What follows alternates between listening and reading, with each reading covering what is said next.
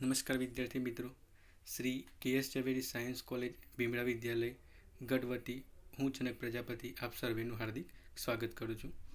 ગઈકાલે આપણે CCPHY 301 એટલે કે ફિઝિક્સ 301 ફર્સ્ટ પેપર જે છે સેમિસ્ટર 3નું એનો આપણે સિલેબસની ચર્ચા કરી હતી. આજે આપણે એના આગળના ટોપિકની ચર્ચા કરીશું. તો ફર્સ્ટ ટોપિક છે એન્થાલ્પી. તો એન્થાલ્પીની ચર્ચા કરીએ તો મિત્રો, એન્થાલ્પી કોને કહીશું? તો તંત્રની આંતરિક ઉર્જા અને દબાણ તથા કદના ગુણાકારનો સરવાળો એને આપણે એન્થાલ્પી કહેતા હોઈએ છીએ. તો એન્થાલ્પીની વ્યાખ્યા અનુસાર તમે જુઓ તો એન્થાલ્પી H = U + PV તમે લખી શકો છો, કે જેમાં U છે એ તંત્રની આંતરિક ઉર્જા દર્શાવે છે તથા P અને V એ તંત્રનું દબાણ અને કદ દર્શાવતું હોય છે. હવે જો તંત્ર એક સંતુલિત અવસ્થામાંથી બીજી સંતુલિત અવસ્થામાં જાય ત્યારે તંત્રની પ્રક્રિયામાં થતા સૂક્ષ્મ ફેરફાર, તંત્ર એક સંતુલિત અવસ્થામાંથી બીજી સંતુલિત અવસ્થામાં જાય એ દરમિયાન પ્રક્રિયામાં થતા સૂક્ષ્મ ફેરફારો છે એ સમીકરણ 1 કે જે એન્થાલ્પીનું સમીકરણ છે એના ઉપરથી આપણે મેળવી શકીએ છીએ. તો એ જે ફેરફારો છે એ સમીકરણ 1નું વિકલન કરો તમે, તો એ વિકલન કરવાથી તમે મેળવી શકો છો. તો સમીકરણ 1નું વિકલન કરતાં તો ડાબી બાજુમાં તમે જોઈ શકો છો કે એન્થાલ્પી H, તો એન્થાલ્પી Hનું વિકલન DH = U એટલે કે આંતરિક ઉર્જાનું વિકલન DU થશે તથા P × V એટલે કે એ જે છે P × V એના વિકલન કરવા માટે ગુણાકારનો નિયમ લાગુ પાડશું. તો પ્રથમ વિધેય ફિક્સ, બીજાનું વિકલન એ પ્રમાણે P ફિક્સ રહેશે, કદનું વિકલન DV થશે, પ્લસ બીજું વિધેય ફિક્સ પહેલાંનું વિકલન એટલે કે V ફિક્સ રહેશે અને દબાણનું વિકલન DP થઈ જશે. તો આ પ્રમાણે આપણને સમીકરણ 1 ઉપરથી એન્થાલ્પીમાં થતો ફેરફાર એટલે કે DH = DU + P × DV + V DP મળશે. હવે મિત્રો તમને ખ્યાલ છે કે સેમિસ્ટર 1માં તમે ઉષ્મા અને ઉષ્માગતિશાસ્ત્ર વિશે થોડોક બેઝિક અભ્યાસ કર્યો હતો. તો તેમાં તમે ઉષ્મામાં થતો ફેરફાર dQ = DU + PdV એ સમીકરણ છે તમે ભણી ચૂક્યા છો. તો એ સમીકરણનો અહીં આગળ તમે ઉપયોગ કરી શકો છો. તો DH = DQ + V × DP મળશે, જેને સમીકરણ નંબર 2 કહીશું. હવે સમીકરણ 2 જે છે એ સમીકરણ 2ને બંને બાજુ DT વડે ભાગાકાર કરીશું. કેમ એવું કરવાનું મિત્રો? તો સમય સાથે આ ઉપરાંત તાપમાન સાથે જે એન્થાલ્પી છે એ એન્થાલ્પીમાં થતો ફેરફાર મેળવવા માટે આપણે સમીકરણ 2ને બંને બાજુ DT વડે ભાગાકાર કરતા હોઈએ છીએ. તો સમીકરણ 2ને બંને બાજુ DT વડે ભાગાકાર કરશો તો તમને શું પ્રાપ્ત થશે? તો DH/DT = DQ + V × DP/DT. હવે જો કોઈ પ્રક્રિયા દરમિયાન દબાણ અચળ રહેતું હોય એટલે કે અચળ દાબી પ્રક્રિયા કહી શકો અથવા તો સમદાબી પ્રક્રિયા પણ તમે કહી શકો. હવે જો દબાણ અચળ રહેતું હોય તો દબાણમાં થતો ફેરફાર એટલે કે DP = 0 થશે. તો ઉપરોક્ત સમીકરણની અંદર DP = 0 લો તમે તો તમને પ્રાપ્ત થશે કે DH/DT at constant P = DQ/DT at constant P એટલે કે DP = 0 મૂકશો તમે તો આ પ્રકારનું સમીકરણ પ્રાપ્ત થશે. પરંતુ તમે ફરીથી સેમિસ્ટર 1માં તમે ભણ્યા હતા એ પ્રમાણે DQ/DT એટલે કે DQ = CP/DT થતું હોય છે. તો એના ઉપરથી DQ/DT = CP થશે, જ્યાં CP જે છે એ અચળ દબાણે વિશિષ્ટ ઉષ્મા દર્શાવે છે. તો આ જે સૂત્ર છે, રિલેશન છે, એનો તમે ઉપરોક્ત સમીકરણમાં ઉપયોગ કરો તો તમને પ્રાપ્ત થશે કે DH/DT at constant P = DQ/DT at constant P = CP, જ્યાં CP એ અચળ દબાણે વિશિષ્ટ ઉષ્મા દર્શાવે છે, જેને સમીકરણ 3 કહીશું. તો મિત્રો આ જે સમીકરણ 3 જે છે એ એન્થાલ્પી વિધેય H પરથી તંત્રની અચળ દબાણે વિશિષ્ટ ઉષ્મા મેળવી શકતા હોઈએ છીએ.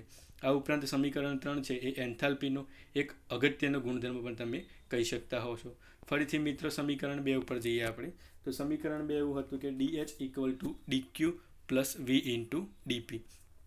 આપણે એ વખતે ચર્ચા કરી હતી કે અચળ દબાણે પ્રક્રિયા કરો એટલે કે સમદાબી પ્રક્રિયા હોય તો સમદાબી પ્રક્રિયા માટે દબાણમાં થતો ફેરફાર DP = 0 લેતા હોઈએ છીએ.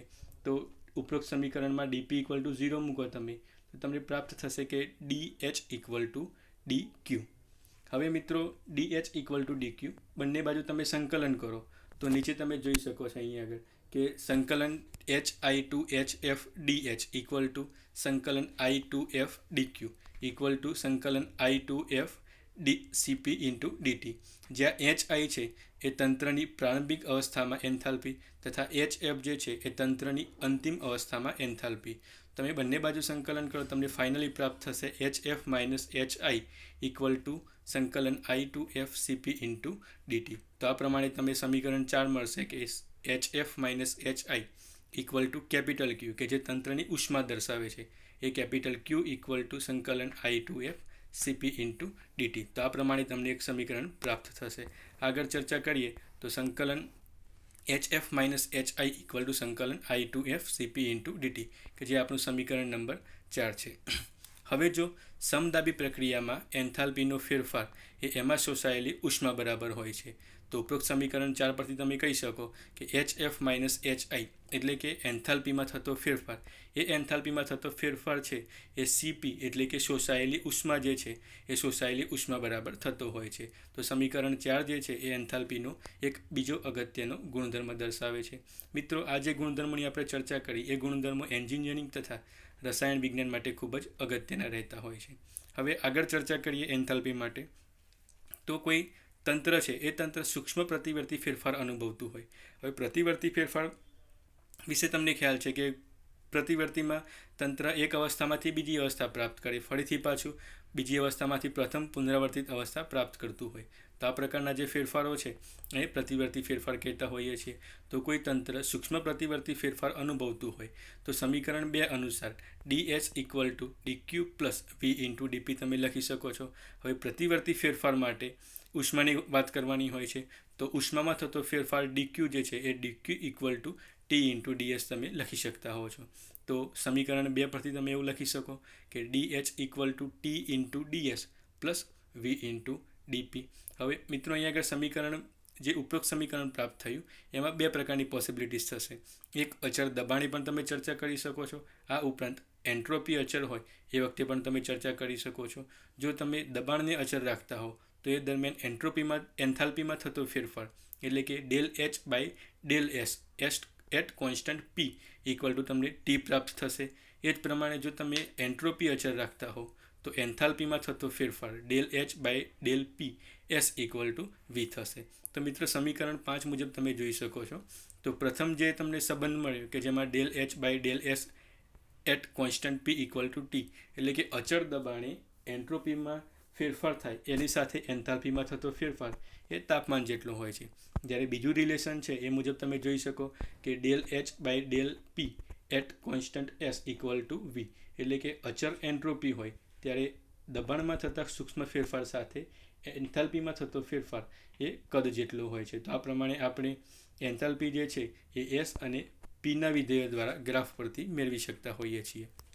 તો મિત્રો આ જે સમીકરણ નંબર 5 છે એ પણ એક એન્થાલ્પીનો અગત્યનો ગુણધર્મ છે કે જે વ્યવહારમાં ઘણી જગ્યાએ તેનો ઉપયોગ થતો હોય છે। આગળ ચર્ચા કરીએ તો કોઈ પ્રક્રિયા સમોષ્મી ફેરફાર થતો હોય એટલે કે પ્રક્રિયા દરમિયાન તંત્રની કુલ ઉષ્મા જે છે એ ઉષ્મા અચળ રહેતી હોય। હવે ઉષ્મા અચળ રહેતી હોય તો ઉષ્મામાં થતો ફેરફાર એ 0 થતો હોય છે, માટે dQ ઇક્વલ ટુ તમે 0 લખી શકો છો। તો ઉપરોક્ત આપણે સમીકરણ 2 જોયું હતું એ પ્રમાણે સમીકરણ 2 પરથી તમે લખી શકો કે dH equal to dQ plus V into dP। હવે ઉપરોક્ત આપણે ચર્ચા કરીએ એ પ્રમાણે સમોષ્મી પ્રક્રિયા હોય તો સમોષ્મી પ્રક્રિયા માટે ઉષ્મામાં થતો ફેરફાર dQ ઇક્વલ ટુ 0 હોય છે, એટલા માટે dH equal to V into dP પ્રાપ્ત થશે। હવે તંત્ર સંતુલિત અવસ્થામાં હોય એટલે કે એક સંતુલિત અવસ્થામાંથી બીજી સંતુલિત અવસ્થા પ્રાપ્ત કરે એટલે કે પ્રારંભિક અવસ્થા અને અંતિમ અવસ્થા વિશે તમે ચર્ચા કરતા હો તો ઇનિશિયલ એન્ડ ફાઇનલ એમ બંને પ્રકારની એટલે કે પ્રારંભિક અને અંતિમ એમ બંને પ્રકારની અવસ્થામાં તમારે એન્થાલ્પીની ગણતરી કરવી હોય તો તમે જે સમીકરણ મળ્યું આપણને dH equal to V into dP એ જે સમીકરણ છે એને બંને બાજુમાં તમે સંકલન કરો તે પ્રમાણે તમે પ્રાપ્ત કરી શકો છો। તો સંકલન I2F dH ઇક્વલ ટુ સંકલન I2F V ઇન્ટુ dP પ્રાપ્ત થશે। બંને બાજુ સંકલન કરો તો upper limit minus lower limit એ પ્રમાણે તમને ડાબી બાજુ મળશે HF minus HI equal to સંકલન ઉપરોક્ત સમીકરણમાં I2F લખ્યું હતું પરંતુ અહીંયા આગળ dP એટલે કે દબાણ પ્રત્યે સંકલન છે તો આપણે I2Fની જગ્યાએ P1 to P2 V into dP લખી શકીએ। જ્યાં P1 જે છે એ પ્રારંભિક અવસ્થામાં એનું દબાણ દર્શાવે છે જ્યારે P2 જે છે એનું અંતિમ અવસ્થામાં દબાણ દર્શાવે છે।